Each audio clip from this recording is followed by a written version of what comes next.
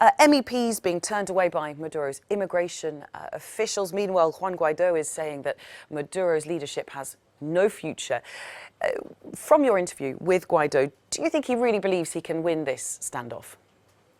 Well, he seems to believe in that idea. He seems to believe that Nicolas Maduro's days are numbered. When he described the situation here in Venezuela, he says this country is currently facing an unprecedented humanitarian emergency, and every other answer included the word aid. This really seems to be the word of the day here in Venezuela. Juan Guaidó, who insists, he's adamant that that heavily policed cargo that is currently sitting in the Colombian border town of Cucuta will cross that border and will enter this country on February 23rd. When we met, he was speaking at a rally here in Caracas, and he was inviting people to register to help distribute that aid on February 23rd. He says he already has the names of some 600,000 people, and he wants to get to 1 million volunteers by the end of this week. When he described the situation here in Venezuela, he also mentioned what is driving him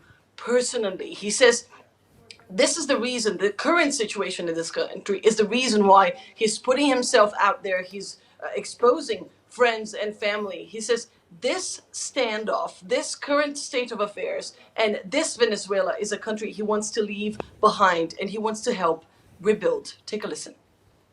No va con que me pueda costar la vida o la libertad. Nosotros hemos entregado nuestra vida al servicio público y sabemos los riesgos a los cuales nos enfrentamos. Nuestro único miedo en este momento es que se normalice una situación como la que vive Venezuela, que vas a un hospital y los niños mueren de desnutrición o deshidratación, que vas a un hospital y no puedes comprar un antibiótico, algo tan sencillo como un antibiótico. Anelise, Guaidó's got the support of the US and most of Europe. Of course, Maduro, for his part, has the support of Russia and of China. Is Guaidó concerned by that? Well, Juan Guaidó is actually very appreciative of this international support. He knows, and his entourage knows, that without this international support, they would not have come this far. This is the first concrete challenge the administration of Nicolas Maduro is facing, precisely because Juan Guaidó has the support of nearly 60 countries around the world. But what is interesting is that Guaidó insists that he can get even more support, and that Nicolas Maduro, on his side, is unlikely to get his friends to stand by him for much longer. Hoy Venezuela pasó de producir 3 millones de barriles de petróleo, 3 millones y medio de barriles de petróleo, a producir 1 millón de barriles de petróleo. Entonces, pragmáticamente, lógicamente, económicamente, financieramente, le conviene a Rusia que un país que es su socio comercial produzca de 3 millones a 1 millón. Creo que la respuesta es obvia. ¿Le conviene a un país como China que 90% de lo que invirtió en obras estén paralizadas? Creo que la respuesta es obvia. O sea, como es obvio para los venezolanos que con Maduro no se come. No va a haber democracia, no va a haber confianza, no va a haber préstamos para la reactivación de la economía. But did these leaders pick up the phone? Did you manage to get someone to talk to you about possibly changing their opinion about Maduro? Estamos haciendo lo posible para que lleguen los mensajes. So the message is going to go through, according to Juan Guaidó. His team and his administration is making sure that that message goes through to Russia and China.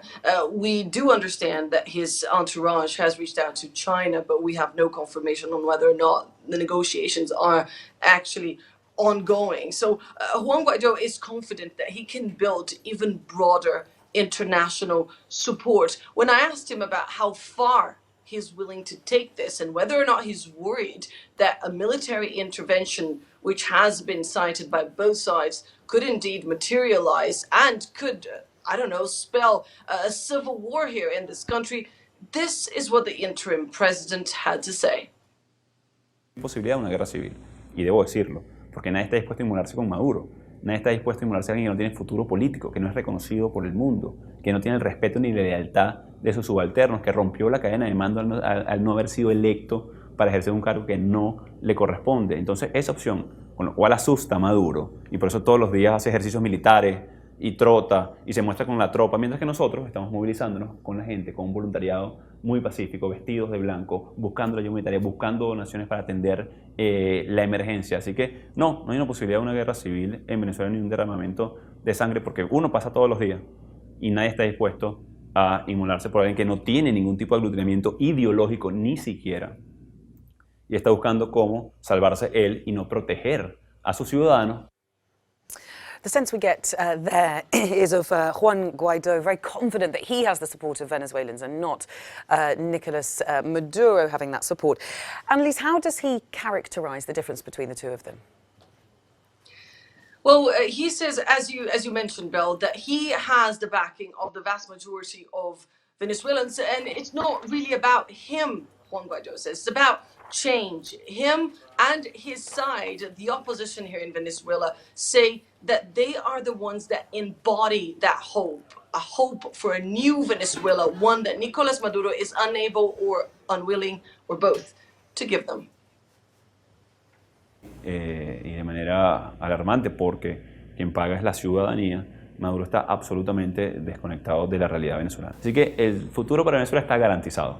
Tenemos que atravesar este duro presente, donde la gente muere de hambre, donde quienes están en el régimen niegan una emergencia humanitaria sin precedentes en este hemisferio, por lo menos. Así que la buena noticia es que el futuro hoy está garantizado para Venezuela y que Maduro se queda cada vez más aislado.